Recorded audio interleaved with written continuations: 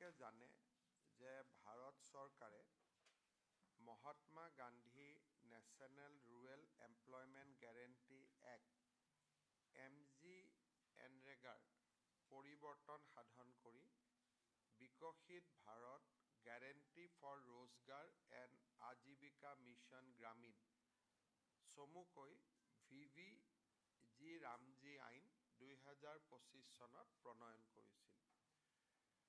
আৰু এই আইনখনৰ মূল উদ্দেশ্য আছিলে যে পুৰণা MGNREGA ৰুৰেল এমপ্লয়মেণ্টৰ ওপৰত গুৰুত্ব দিয়া হৈছিলে। এই আইনখনত ৰুৰেল এমপ্লয়মেণ্ট আৰু এছেট ক্ৰিয়েশ্যন অৰ্থাৎ এমপ্লয়মেণ্ট দিয়া হ'ব, ৱেজ পাব, কিন্তু লগতে যাতে গাঁওখনৰ বাবে এটা এছেট এটাও যাতে ক্ৰিয়েট হয়। এই আইনখন অসমত আমি 1 জুলাইৰ পৰা বলবৎ কৰিবৰ বাবে সিদ্ধান্ত লৈছোঁ। 1 জুলাইৰ পৰা অসমত আনুষ্ঠানিকভাৱে VVG ৰামজী আমাৰ যিটো আইন বা যিখন আঁচনি তাক 1 জুলাইৰ পৰা আনুষ্ঠানিকভাৱে ৰূপায়ণ কৰা হ'ব। এই আইনখন ৰূপায়ণ কৰাৰ বাবে বা এই আঁচনিখন ৰূপায়ণ কৰাৰ বাবে এই বছৰত আমি 2000 কোটি টকা খৰচ কৰিম। আনুমানিক প্ৰতিখন পঞ্চায়তত গড় হিচাপত, ডাঙৰ পঞ্চায়ত সৰু পঞ্চায়ত লৈ পৰিৱৰ্তন হ'ব, গড় হিচাপত প্ৰায় 1 কোটি টকা প্ৰতিখন পঞ্চায়তে লাভ কৰিব। কোনোবাই 70 লাখ, কোনোবাই 1.5 কোটি। কিন্তু যদি আমি এভাৰেজ গড় এটা উলিয়াওঁ তেতিয়াহ'লে প্ৰতিখন পঞ্চায়তে 1 কোটিকৈ টকা লাভ কৰিব। আৰু এই আইনখনত 125 দিনৰ বাবে গাঁৱৰ মানুহক নিশ্চিত উপাৰ্জনৰ বা নিশ্চিত আয়ৰ সুবিধা উলিয়াই দিয়া হ'ব। MGNREGA আইনত 90 দিন আছিল, এতিয়া 90 দিনৰ পৰিৱৰ্তে 125 দিন হ'ব। আজিৰ কেবিনেটে 1 জুলাইৰ পৰা VVG ৰামজী আইন সম্পূৰ্ণভাৱে ৰূপায়ণ কৰাৰ বাবে সিদ্ধান্ত গ্ৰহণ কৰে আৰু ই আমাৰ গাঁও বা গ্ৰাম্য অৰ্থনীতিত যথেষ্ট উৎসাহ আনিবৰ বাবে সফল হ'ব। এইবাৰ আমি পঞ্চায়তসমূহৰ বাবেও এখন গাইডলাইন প্ৰস্তুত কৰিম, যাতে যিহেতু এছেট ক্ৰিয়েশ্যন, সেইকাৰণে স্কুলৰ বাউণ্ডৰী ৱাল, গাঁৱৰ শ্মশান, গাঁৱৰ ৰাস্তা, এনেকৈ আমি নিৰ্দিষ্টভাৱে কাম কেইটামান ঠিক কৰি দিম, যাতে পুঁজিসমূহ সেই কামসমূহতে ব্যয় কৰিব পৰা যায়। আজি এটা সম্পূৰ্ণ খুব নতুন সিদ্ধান্ত এটা গ্ৰহণ কৰা হয়। আজি আমাৰ কেবিনেটে ৰাজ্যত 18 বছৰৰ ওপৰত কোনো লোককে আধাৰ কাৰ্ড নিদিবৰ বাবে সিদ্ধান্ত লৈছে। অৰ্থাৎ এতিয়াৰ পৰা 18 বছৰৰ ওপৰৰ কোনো ব্যক্তিয়ে অসমত আধাৰ কাৰ্ড ল'ব নোৱাৰিব। কাৰণ 18 বছৰৰ ওপৰৰ সকলোকে ইতিমধ্যে আমি আধাৰ কাৰ্ড দিছোঁ আৰু 100% চেচুৰেশ্যন লেভেল আমি পাই গৈছোঁ। এতিয়া যদি কোনোবা ব্যক্তিক আধাৰ লাগে, জিলা উপায়ুক্তই ৰাজ্য চৰকাৰৰ পৰা অনুমতি ল'ব লাগিব। তেতিয়াহে জিলা আয়ুক্তই আধাৰ কাৰ্ড দিব পাৰিব। কিন্তু 18 বছৰৰ তলৰ যুৱক যুৱতীৰ বাবে এই প্ৰতিবন্ধকতা নাথাকিব। আনহাতে 2027 চনৰ মাৰ্চলৈকে ST, শিডিউল ট্ৰাইব আৰু টি গাৰ্ডেনৰ বাদ পৰা যদি কোনোবা আছে আধাৰ কাৰ্ড দি থাকিব পাৰিব। তাৰমানে আকৌ এবাৰ মই কৈছোঁ, no one will get Aadhaar if he already cross 18 years of age. 18 বছৰৰ ওপৰত হ'লে আধাৰ কাৰ্ড আৰু অসমত নাপাব। 6 মাহৰ কাৰণে আমি টি গাৰ্ডেন আৰু ST আমি এটা এক্সামশ্যন দিছোঁ, কাৰণ তাত এতিয়াও কিছু সংখ্যক মানুহে আধাৰ কাৰ্ড পোৱা নাই। 2027 চনৰ 1 এপ্ৰিলৰ পৰা ইভেন ST আৰু টি গাৰ্ডেনৰ ৰাইজেও যদি 18 বছৰৰ ওপৰ হয় আধাৰ কাৰ্ড নাপাব।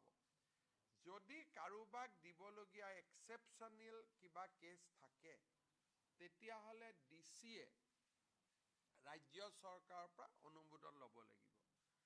অবৈধ বাংলাদেশী নাগৰিকে যাতে অসমত আধাৰ কাৰ্ড ল'ব নোৱাৰে তাৰ কাৰণে এই এটা ঐতিহাসিক সিদ্ধান্ত এটা আজি কেবিনেটে গ্ৰহণ কৰিছে। কিন্তু 18 বছৰৰ তলৰ ল'ৰা ছোৱালীৰ ক্ষেত্ৰত এই আদেশ প্ৰযোজ্য নহয়। এই আমি 18 বছৰৰ তলৰ ল'ৰা ছোৱালীক যিহেতু বহুতে সৰুতে আধাৰ নলয়, কলেজত গ'লেহে আধাৰ লয়, গতিকে বিলো 18 ইয়াৰ্ছৰ কাৰণে আধাৰ লোৱাত কোনো ধৰণৰ অসুবিধা নাথাকিব। আজি আমাৰ কেবিনেটে গুৱাহাটী বিমানবন্দৰৰ আশে-পাশে এখন ছেটেলাইট চিটি নিৰ্মাণৰ উদ্দেশ্যে Guwahati satellite city development authority নামে এটা অথৰিটি নিৰ্মাণ কৰিছে।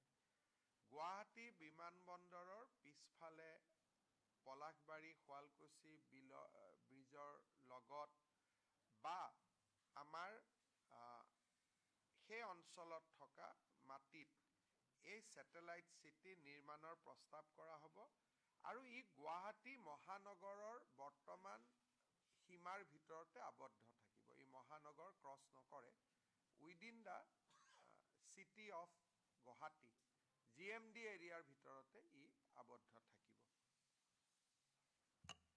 আজি আমাৰ কেবিনেটত আমাৰ ভাৰতীয় প্ৰশাসনীয় সেৱাৰ বিষয়াসকলৰ তেওঁলোকৰ চাকৰিত এটা নিয়ম আছে যে এটা নিৰ্দিষ্ট সময় দিল্লীত কাম কৰিব লাগে, এটা নিৰ্দিষ্ট সময় ৰাজ্যত কাম কৰিব লাগে। কেতিয়াবা কেতিয়াবা সেই সময়টো পূৰা হোৱাৰ আগতেই ডেপুটেশ্যনত যাবৰ কাৰণে আবেদন কৰে। আগতে মুখ্যমন্ত্ৰীয়ে সেই আবেদন মঞ্জুৰ কৰিছিল, এতিয়া এই আবেদন কেইবাটাও চৰ্ত সাপেক্ষে কেবিনেটেহে অনুমোদন কৰাৰ ক্ষমতা দিয়া হয়, যাতে প্ৰিমেচিয়ৰ ডেপুটেশ্যন অসমত কমি যায়। তাৰ কাৰণে আজি কেবিনেটে এই সিদ্ধান্ত গ্ৰহণ কৰে। আজি আপোনালোকে এইটো জানে যে 1, 2, 3 তাৰিখে গুৱাহাটীত সম্ভাৱনা আছে যে এগৰাকী খুব হাই ডিগনেটাৰিজৰ অসম ভ্ৰমণৰ প্ৰধানমন্ত্ৰী নৰেন্দ্ৰ মোদী ডাঙৰীয়াৰো অসম ভ্ৰমণৰ সম্ভাৱনা আছে। সেই বিষয়টো লৈও আমি মহানগৰখনক কেনেকৈ প্ৰস্তুত কৰি ল'ব লাগে এই বিষয়ে তাৰ বিষয়েও আজি কেবিনেটত আমি বিতং কৰি আলোচনা হয়। কিন্তু ভিজিটটো এতিয়ালৈকে 100% কনফাৰ্ম নহয়, সেইকাৰণে আমি বহুত ডিটেইলছ এতিয়াই দিব খোজা নাই। কিন্তু প্ৰস্তুতি পৰ্বটো ৰাজ্য চৰকাৰে আজিৰে পৰা আৰম্ভ কৰিব। আমি গুৱাহাটীবাসী ৰাইজৰ সহযোগিতা বিচাৰিম। কেবিনেটত এইখিনি আলোচনা কৰাৰ উপৰিও কেবিনেটে 6 জুলাইৰ পৰা অসম বিধানসভাৰ অধিৱেশন অনুষ্ঠিত কৰাৰ বাবে সিদ্ধান্ত গ্ৰহণ কৰিছে। 6 জুলাইৰ অধিৱেশনখন বাজেট অধিৱেশন হ'ব আৰু 21 দিনতকৈও বেছি এই অধিৱেশন চলিব আৰু এই অধিৱেশনতে 2026-27 চনৰ পূৰ্ণাংগ বাজেট বিত্তমন্ত্ৰীয়ে দাখিল কৰিব আৰু আপোনালোকক বাজেটৰ দাখিলৰ দিনটো ছেপাৰেটলি বিত্ত বিভাগে অৱগত কৰিব। আৰু জুলাই মাহত বাজেট অধিৱেশন শেষ হোৱাৰ লগে লগে আগষ্ট মাহৰ পৰা চৰকাৰৰ জনকল্যাণমূলক আঁচনিসমূহো আৰম্ভ হ'ব। এইখিনি আজি কেবিনেটত সিদ্ধান্ত লোৱা হয়। আপোনালোকে যদি কিবা সুধিব বিচাৰে সুধিব পাৰে। Assam has already saturated so far as Aadhaar is concerned. However, still Aadhaar card is being issued from the state, and some district has even crossed 100% of the targets. Some district has gone up to 114%, 115%. So there is every apprehension that even after 100% saturation, who are taking these Aadhaar cards? We want to fully prove that no illegal immigrants is taking advantage of Aadhaar. Cabinet has decided to stop issuance of Aadhaar card for any person more than 18 years of age. However, for children below 18 years of age, Aadhaar will be continuously provided. But no one will get Aadhaar if the citizen is of 18 plus. If at all there is some genuine person, then Deputy Commissioner has to send a proposal. Government will approve, but not at the Deputy Commissioner level or DC level.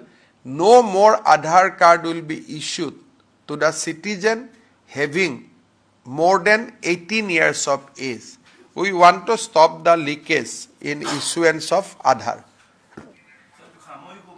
It is for all the time to come. Complete ban.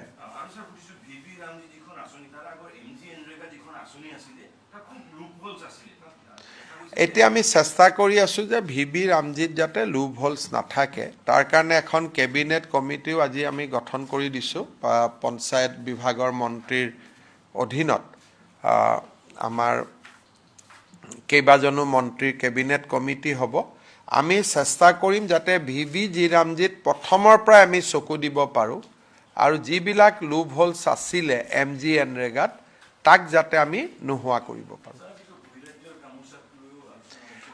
এটা আলোচনা হৈছে সেই সংক্ৰান্তত আমি আৰু আলোচনা কৰিম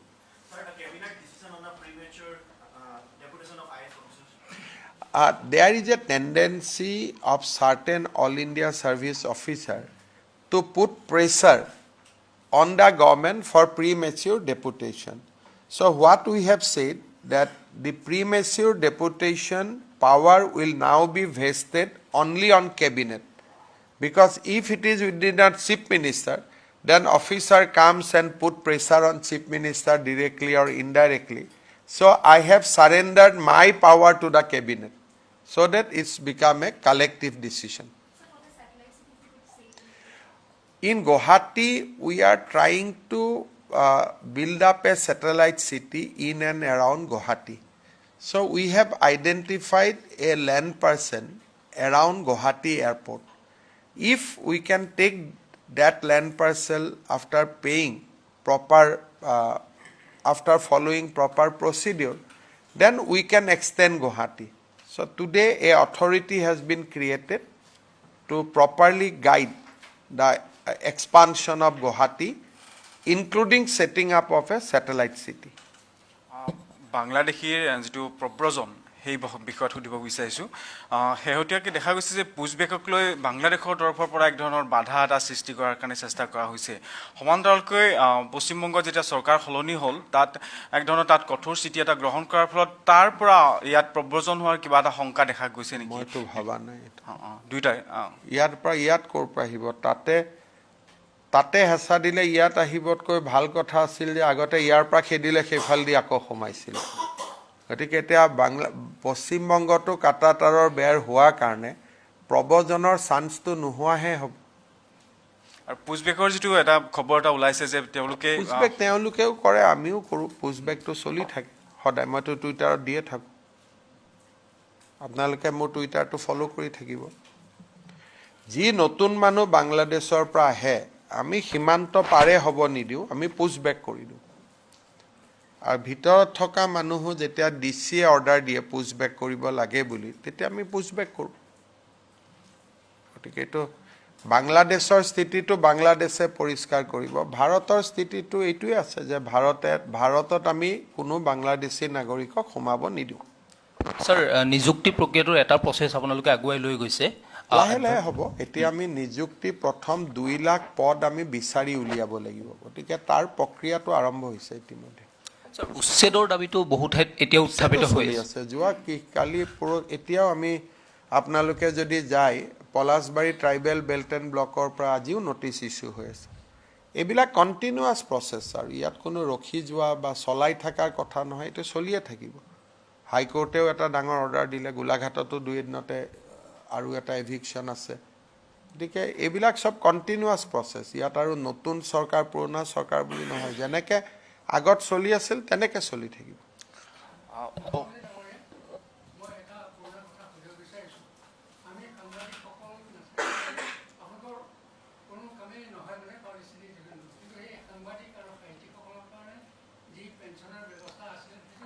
বিত্তমন্ত্ৰী সুধি ল'ব সাংবাদিককতো পেঞ্চন সাংবাদিকৰ মালিকে দিব লাগে না মালিকে ভাল পেঞ্চন ফাণ্ড ক্ৰিয়েট কৰিব লাগে মালিকবিলাকৰ ইমান ডাঙৰ ডাঙৰ গাড়ী ঘৰ সাংবাদিকসকলে মালিকৰ ঘৰত গৈ আন্দোলন কৰিব লাগে যে আমাক দিয়ক বুলি লেখক ঠিক আছে বাৰু কিন্তু সাংবাদিকেতো মালিকবিলাকৰ ইমান ডাঙৰ গাড়ী মটৰ দিব পাৰে সাংবাদিকসকলে নিজৰ মালিকক দাবী কৰিব লাগে লেখকটো ঠিক আছে বাৰু Mr. Chief Minister, we know that there is a transport aircraft which has there is some issue and there is an accident but we are waiting for more reports from DC it was a transport aircraft which developed some problem and face accident in Jorhat airport so we are waiting for more details Ratnadeep Mr. Chief Minister, Union Home Minister Amit Shah in a very significant statement has said that most of the areas in Northeast which are still under Armed Forces Special Power Act will see a withdrawal of the act. Now this is a very it would be a very landmark movement. How do you see Northeast preparing for it given the fact that in Assam I don't have to add on anything on the comments of Honorable Union Home Minister but Assam is by and large now we have APSA only in 2 districts Saraideo and Tinsukia now that can be withdrawn that is not a very big issue but of course in Tinsukia we still had some problem but he has set a target of next year and I think by next year Assam will be ready but I'll not be it will not be proper for me to comment on the other northeastern state sir যোৱাকালি সৰসাপৰি সাহিত্যসভাই কৈছে যে লোকপ্ৰিয়লত তেওঁলোকে অসমীয়া ভাষাটোৱে লিখিব আৰু অসমীয়া নিলিখক মোৰ একো কথা নাই সৰসাপৰিৰ ওপৰত অসমীয়া জীয়াই থাকিব নেকি তেওঁলোকে লিখিলে লিখক নিলিখিলে নিলিখিব কিন্তু ঘৰত যদি অসমীয়া নকয় লিখিলে কি হ'ব আসল কথাটো হ'ল যে ঘৰত ভাষাটোতো আৰ্টিফিচিয়েলি কোনোবাই মেজৰিটি কৰি ৰাখি লাভ নাই ন ঘৰৰ ভিতৰত তেওঁলোকে যদি অসমীয়া ভাষা নকয় অকল লোকপ্ৰিয়লত অসমীয়া ভাষা লিখি ক'ব আমি বিদেশী নহয় হেতুটো নহব নহয় অসমীয়া ভাষাটো আমি কাবাক এটো সাহিত্য সভাৰ সভাপতি ডাঙৰীয়াৰ কথাৰ লগত মোৰ ইয়াত এটা বিৰোধিতা আছে যদি অসমীয়া ঘৰত নকয় লিখি কি লাভ হ'ব আৰু এইবিলাকৰ কাৰণে অসমীয়া ভাষা কিবা পাৰ্সেন্টেজত জিয়াই আছে এইবিলাক পুৰণা পলিচি আছিল ইমান পাৰ্সেন্টে কলে অসমীয়া থাকিব আমি যেতিয়ালৈকে চন্দ্ৰ সূৰ্য থাকিব অসমত অসমীয়া ভাষা থাকিব এটো আৰু কোনবাই পাৰ্সেন্টেজৰ লগত ভাষাটো থাকা নাথাকা এইবিলাক পুৰণা কিছুমানে উলাই দিছিলে যে লোকপ্ৰিয়লত ইমান পাৰ্সেন্টেজ হলেহে অসমীয়া থাকিব নহলে নাথাকিব এনেকুৱাটো মই কোনো আইন শুনা নাই Assamese is the official language আৰু আমাৰ official language actত কতো লিখা নাই যে ইমান পাৰ্সেন্টেজ হলেহে অসমীয়া থাকিব নহলে অসমীয়া নাথাকে কালি যদি মই ধৰি ললো যে 20% মানুহে কয় অসমীয়া তথাপিতো অসমত অসমীয়া থাকিব কোনবাই আৰু বাংলাদেশৰ পৰা আহি পেলাই ইয়াতে ভাষাটো বদলাই দিব পাৰে নেকি তেনেকেতো নহয় বৰাকত বঙালী বিটিসি এৰিয়াত বড়ো অসমত অসমীয়া লগত জনজাতীয় ভাষা কাৰ্বি মিচিং ৰাভা সববিলাক অসমত বাগিচাৰ দৰে এখন বাগিচাৰ দৰে ফুল ফুলি থাকিব ইয়াত আৰু কোনোবাইতো ক'ৰ পৰা এইটো হিচাপ আহিলে মই নাজানো, কিবা চেঞ্চাছত এনেকৈ ক'ব লাগিব তেনেকৈ ক'ব লাগিব, নক'লেই বা তাৰ পৰা আমাৰ কি ক্ষতি হ'ব? কোনোবাই যদি ভাবে এইটো হ'ল এটা পুৰণা যে 50%ৰ ওপৰ হ'ব লাগে, এনেকুৱা ক'ৰবাত আইনত লিখা আছে নেকি? মইতো কোনো আইনত দেখা নাই। এইবিলাক হ'ল পুৰণা, এইবিলাক হ'ল তুষ্টিকৰণৰ একোটা ৰাস্তা। মই ভাল পাম যে অসমীয়া ভাষাটো লিখকো ঘৰতো কওক। ঘৰত অসমীয়া নকৈ এনেই লিখি দিলে কি লাভ হ'ব অসমীয়া ভাষাটো? এইটোতো ফ্ৰড হৈ গ'ল না, এইটোতো ভুল হৈ গ'ল। যদি বোলে নহয় আমি ঘৰতো অসমীয়া কওঁ, কথা বতৰাটো অসমীয়া কওঁ, তেতিয়াহে অসমীয়া ক'ব লাগে, নহ'লে কি অসমীয়া ক'ব লাগে? সেইকাৰণে এইটো এটা নতুন এটা ছিষ্টেম আৰম্ভ হৈছে। আমাক দুৰ্বল বুলি ভাবি এইটো এটাও ব্লেকমেইলিঙৰ ৰাস্তা লোৱা হয়। আমি ইমান দুৰ্বল নহয়। আমাৰ লগত গোটেই জনজাতীয় মানুহ আছে, টি গাৰ্ডেনৰ মানুহ আছে, সকলোৱে লিখিব যোনে অসমক ভাল পায়, অসমৰ মাটিত আছে, নহয় জানো? সেইটো আৰু লিখি পেলাই যে আমি অসমীয়া ক'লোঁ গতিকে কালিৰ পৰা আমাক বাংলাদেশী নক'ব, সেইটো কেনেকৈ হ'ব পাৰে? এইবিলাক পুৰণা ছিষ্টেম আছিল, এইবিলাকত মই বিশ্বাস নকৰোঁ। খালি মই এইটো জানো যে চন্দ্ৰ সূৰ্য থকালৈকে অসমত অসমীয়া ভাষা থাকিব, ৰাভা, মিচিং, কাৰ্বি, ডিমাচা থাকিব, বৰাকত বঙালী ভাষা থাকিব, ইমানে। হিন্দী ভাষা, ইংলিছ চলিব, ইংলিছ মানুহে কথা পাতিব বাহিৰৰ পৃথিৱীৰ লগত জানিবৰ কাৰণে। হিন্দী ৰাষ্ট্ৰভাষা, দিল্লী বিহাৰত গ'লে, পশ্চিমবংগত গ'লে আমি হিন্দীত কথা ক'ব লাগিব, হিন্দীও শিকিব, চলি থাকিব। আৰু তো ভাষাৰ নামত এখন আৰু নতুনকৈ কিবা এটা খুলি লোৱাৰ মইতো চৰ চাপৰি পৰিষদে আমাক জনাব কিয় লাগে? লিখিলেই হ'ল। কিন্তু মইতো আৰু তাৰ কাৰণে ধন্যবাদ নিদিওঁ নেকি? ভুল কৈছো নি পংকজ ভাই? মুঠতে অসমীয়াক কোনেও দুৰ্বল বুলি ভাবিব নালাগে। That is the bottom line. ভয়তে লিখি দিব অসমীয়া বুলি, আমাক দুখীয়া বুলি ভাবিব। আমি ভয় কৰোঁ বুলি ভাবিব নালাগে। অসমীয়াক ভয় কৰিয়ে ঘৰত বোলে কি অসমীয়া শব্দটো নিজে ওলাই যাব, হয় নহয়? সেইকাৰণে আৰু আমি এইবিলাক বুদ্ধিজীৱী কিছুমান আছে, এইবিলাক কৈ আমাৰ মাইণ্ডটো তাৰ পৰা ডাইভাৰ্ট কৰি দিয়ে। সেইটো নহ'ব। আমাৰ ইছ্যু লাভ জেহাদ, সেইদিনা নলবাৰীত যিটো ঘটনা হ'ল, অসমীয়া ভাষা কম বুলি ক'লেও নহ'ব, লগত ক'ব লাগিব লাভ জেহাদ বন্ধ হ'ব, বাল্য বিবাহ বন্ধ হ'ব, বাচ্চা দুটাতকৈ ওপৰত জন্ম নহ'ব, বহুত কাম আছে। লিষ্টখন বহুত দীঘলীয়া, নহয়? ইমান সৰু লিষ্টত কেনেকৈ হ'ব? বসন্ত গোস্বামীকো মই কৈছোঁ যে ইমান সৰু লিষ্টত নাযাব, আমাৰ লিষ্টখন 10-12টা পইণ্ট আছে, আমি সেইটোত যাব লাগিব, হয় নহয়? কি ভুল ক'লো নেকি পংকজ? হাঁহি আছে যে। আৰু কিবা আছে নেকি? এনেই চাওক, অসমত সিদিনাখন মই IAS অফিচাৰসকলক মাতিছিলোঁ, 2 দিনতে মই ACS অফিচাৰসকলকো মাতিম। যোৱা 5 বছৰত কেইবাজনো ACS অফিচাৰৰ ঘৰৰ পৰা বহুত টকা জব্দ কৰা হৈছে। এইটোৱে অলপ বিষয়াসকলৰ ওপৰত মানুহৰ মনত প্ৰশ্নবোধক চিন আনিছে। সেইকাৰণে সিদিনাখন মই IAS অফিচাৰসকলক মাতিছিলোঁ, তেওঁলোকক মই বুজাইছোঁ যে আপোনালোকে কেনেকৈ ৰাইজৰ লগত চলিব লাগে। 2 এদিনতে মই ACS অফিচাৰসকলকো মাতিম। আৰু কাৰণ এজন অফিচাৰ ধৰাত পৰি জেলত যোৱা মানে আমাৰ যিটো 20 বছৰৰ ইনভেষ্টমেণ্ট তেওঁৰ ওপৰত, সেইটো একেদিনাই নোহোৱা হৈ যায়। আৰু এই অফিচাৰসকল কোন? দুখীয়া মধ্যবিত্ত পৰিয়ালৰ পৰা উঠি আহি অফিচাৰ হৈছে। তেওঁলোকৰ পৰা কোনেও এইটো আশা নকৰে।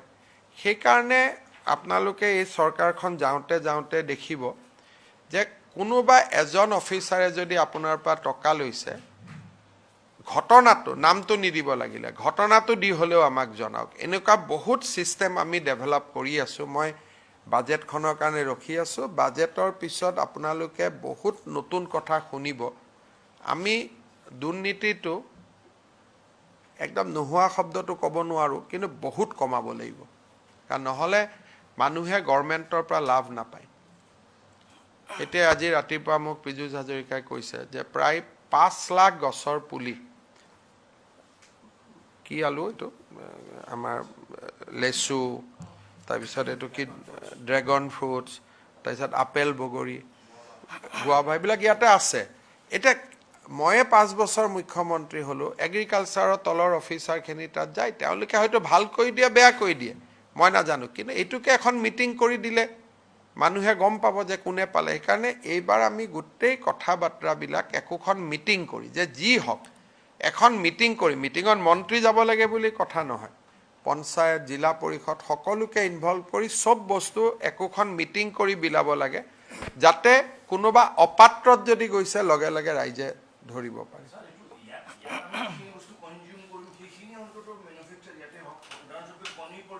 এতিয়া কণী বহুত বাঢ়ি গ'ল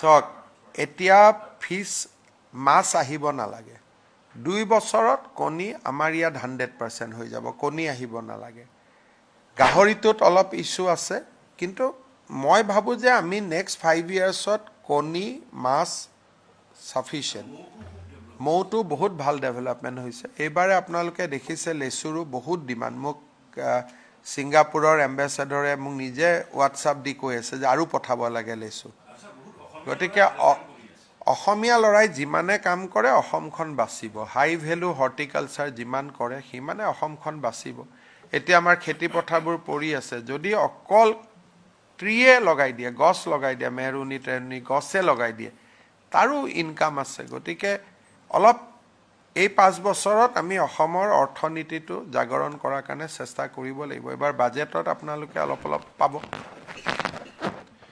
গধূলি মোৰ এখন সাংবাদিক মেল আছে পাৰ্টি অফিচত আপোনালোক আহিব 5:30 নে একেটা দিছে জয়ন্ত যেটাত দিছে আপোনালোক আহিব স্যাৰ এটা কথা জানি থওঁ আপুনি গম পায় আৰ্যনগৰত এটা ঘটনা ঘটি গ'ল আৰু তাৰ পিছতে অসমীয়া অনাঅসমীয়া এনেকুৱা বিষয় এটা আহিল আপোনাৰ ষ্টেটমেণ্ট অকমান জানিব বিচাৰিছোঁ চক সেই ঘটনাটোৰ যিজন মূল নায়ক তেওঁ কোন হয়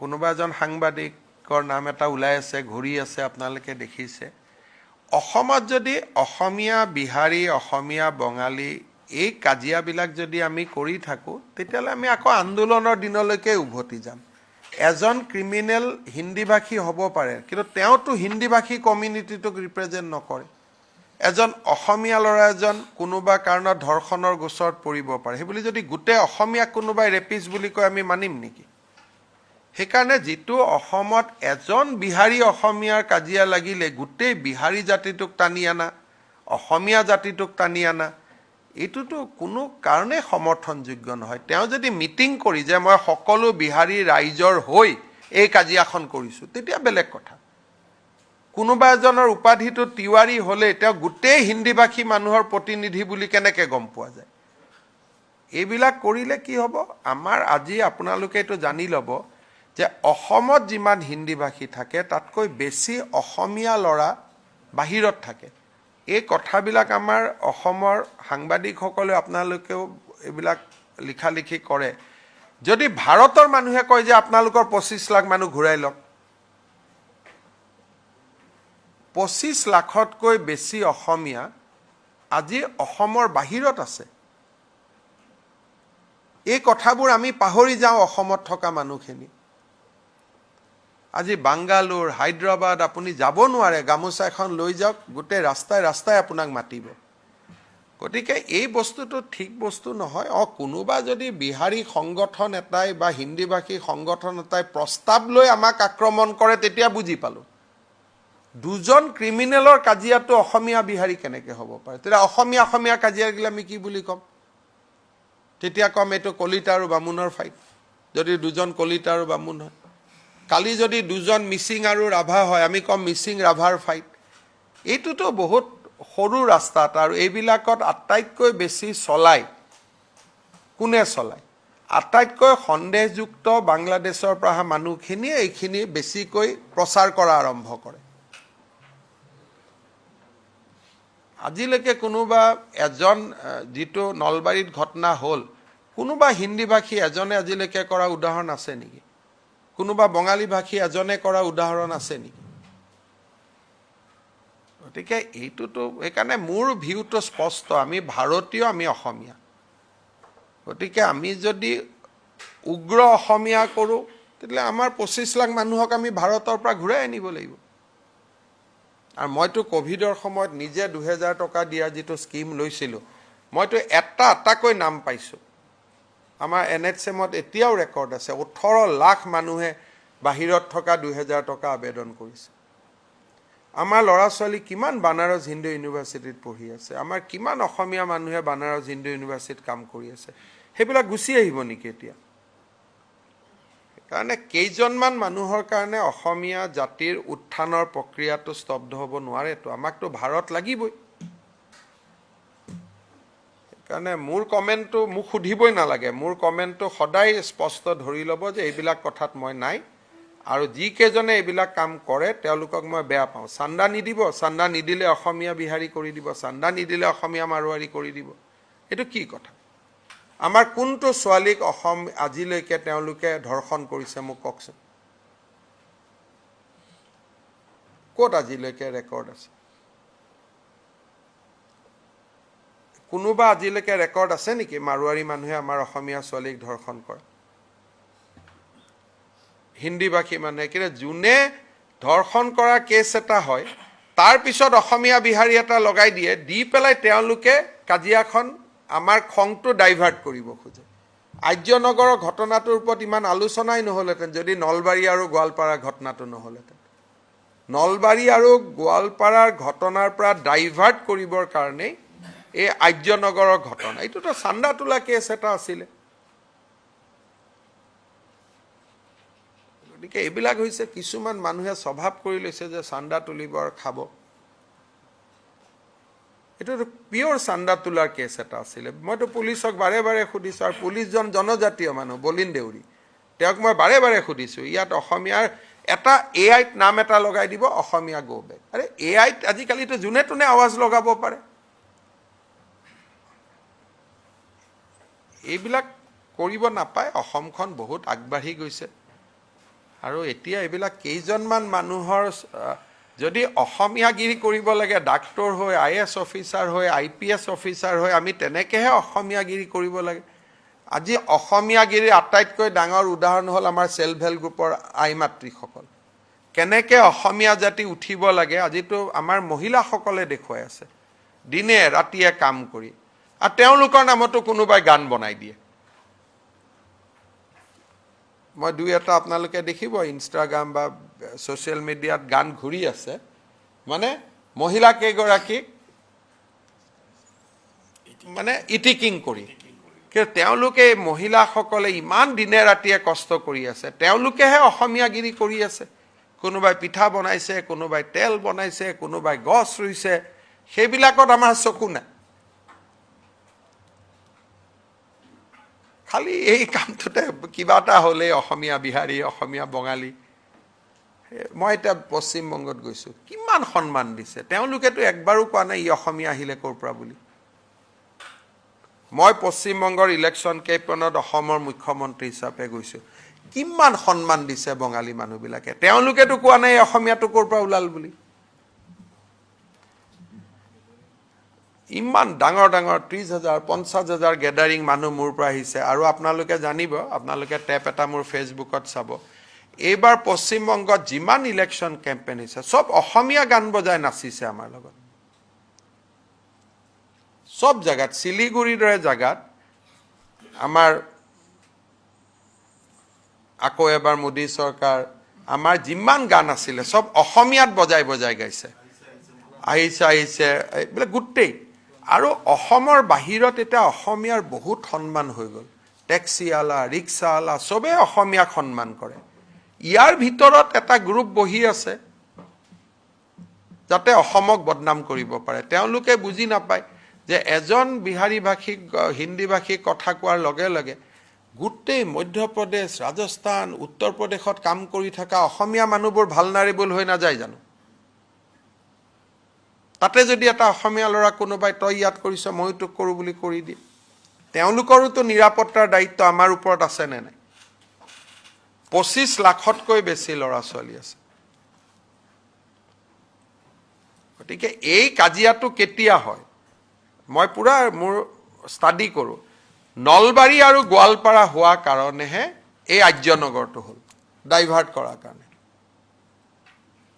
যদি নলবাৰী আৰু গোৱালপাৰাৰ ঘটনা নহ'লহেঁতেন আৰ্যনগৰ নোলালেহেঁতেন আৰু সব একাংশ মানুহে সব হিন্দু নাম লৈ লৈ অসমীয়া মানুহ লৈ ফলছ ছ'চিয়েল মিডিয়া একাউণ্ট বনাই ৰাখি থৈ দিছে আৰু এইবিলাক কৰি ফুৰে সেইকাৰণে এইবাৰ যে ইলেকশ্যনত ছ'চিয়েল মিডিয়াটো ফিল্ডত আপোনালোকে দেখা নাপালে কিয় দেখা নাপালে কাৰণ আধা ছ'চিয়েল মিডিয়াত শ্বেডো একাউণ্ট লৈ চলি আছে সব হিন্দু মানুহৰ অসমীয়া মানুহৰ নাম লৈ শ্বেডো একাউণ্ট চলাই আছে সেইকাৰণে মানুহে কাৰে ছ'চিয়েল মিডিয়াত ইমান কৰিলি ফিল্ডত একো নাই আৰে ছ'চিয়েল মিডিয়া কৰা কেইটাওতো অৰিজিনেল মানুহ হ'ব লাগিব না 50% মানুহ শ্বেডো নামত চলি আছে নাম এটা টাইটেল এটা বেলেগ বড়োলেণ্ডত যদি গণ্ডগোল কৰিব লাগে নামটোত লিখি দিব অসমীয়া বৰাকত যদি গণ্ডগোল কৰি ল'ব লাগে নামটো লিখি দিব বঙালী লগে লগে ৰাতিয়ে একাউণ্ট বনি যায় অকল এই কথাবোৰ লিখিবৰ কাৰণে সেইকাৰণে আমি খুব সাৱধানে থাকিব লাগিব এটা অসম বহুত আগবাঢ়ি গ'ল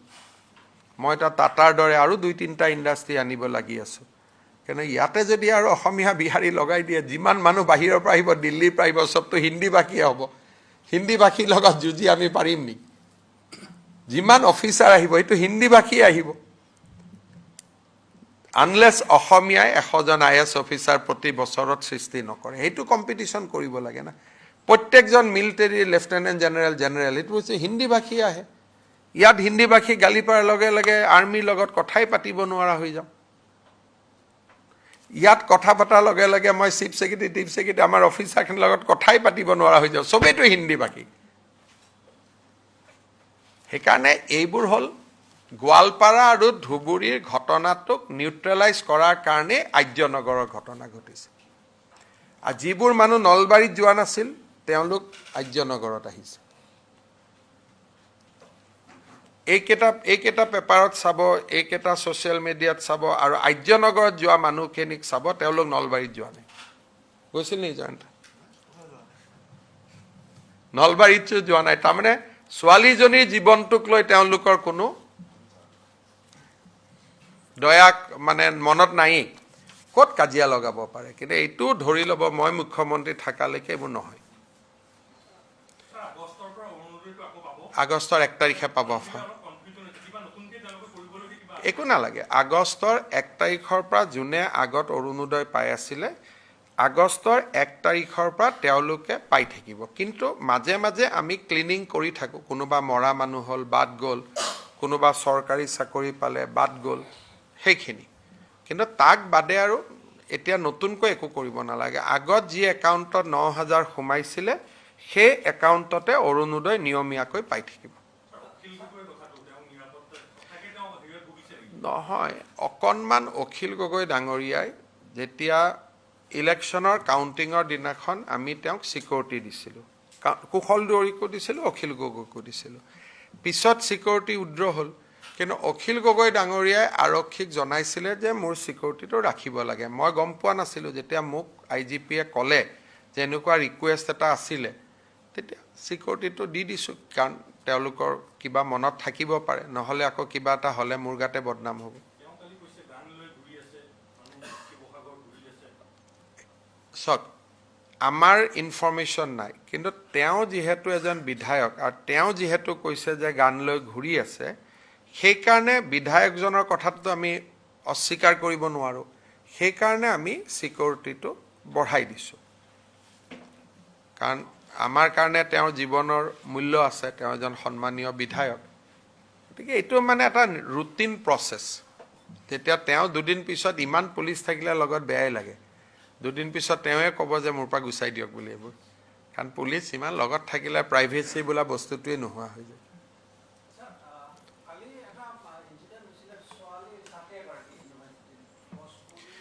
এইবিলাকতো মই সদায় কৈ থাকোঁ যে গছবিলাক বুঢ়া হ'লে কাটিব অনুমতি দিব লাগে এতিয়াতো আমি আপোনালোকে এনেকুৱা পৰিৱেশ কৰি দিলে একো চুব নোৱাৰা হৈ গ'লো ন এতিয়া যোনে গছ কাটাৰ বিৰুদ্ধে আন্দোলন কৰে তেওঁলোকে আজি ফেচবুক দি আছে গছবিলাক ভাল কৰি ৰখা নাই এতিয়া এইটো এটা প্ৰচেছ যে কিছুমান গছ যেতিয়া বিপদজনক অৱস্থালৈকে আহে সেই গছটো আমি কাটিব লাগিব কাটিলে মানুহ কিছুমান ওলাই আহে বিপদজনক গছ আজি দীঘলী পুখুৰীটো যিকেইডাল গছক লৈ আন্দোলন কৰিলে 10 বছৰ পিছত ইও বাগৰিব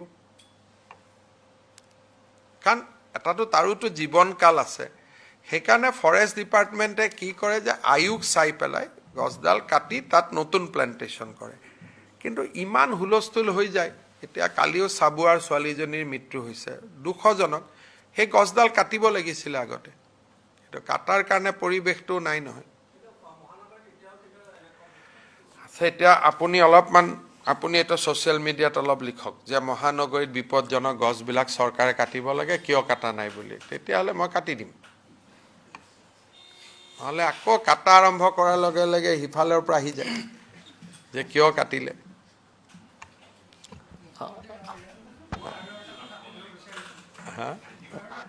কি কথা পাতিলে আপোনাৰ লগত জয়ন্তই ভাল কৰে পদ্মদাক অফিসত বহাই লওক পদ্মদাৰ গোটেই সমস্যাখিনি এবাৰ বাজেটত কমপ্লিট কৰি দে Mr. Chief Minister. আপোনাক একদম এতিয়া লৈ যাম ধুনীয়াকৈ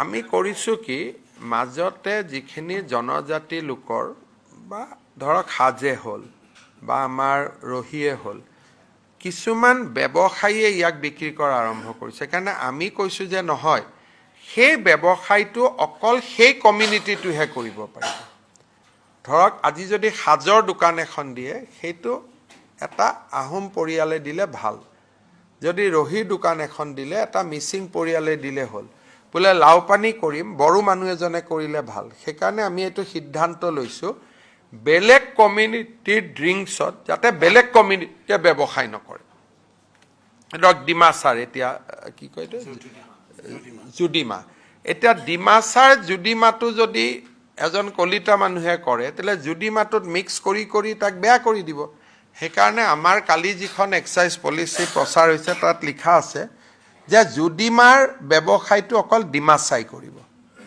লাওপানীৰ ব্যৱসায়টো অকল বড়োৱে কৰিব হাজৰ ব্যৱসায়টো তেনেকুৱা যি কমিউনিটি ড্ৰিংকস হেৰিটেজ ড্ৰিংক সেই কমিউনিটিয়ে কৰিব বেলেগে নকৰে এটো যাতে ড্ৰিংকসবোৰ বেয়া হৈ না যায় কাৰণ ইউটো এটা আমাৰ সংস্কৃতি সেই কাৰণে এটো ব্যৱস্থা লোৱা হৈছে Mr. Chief Minister.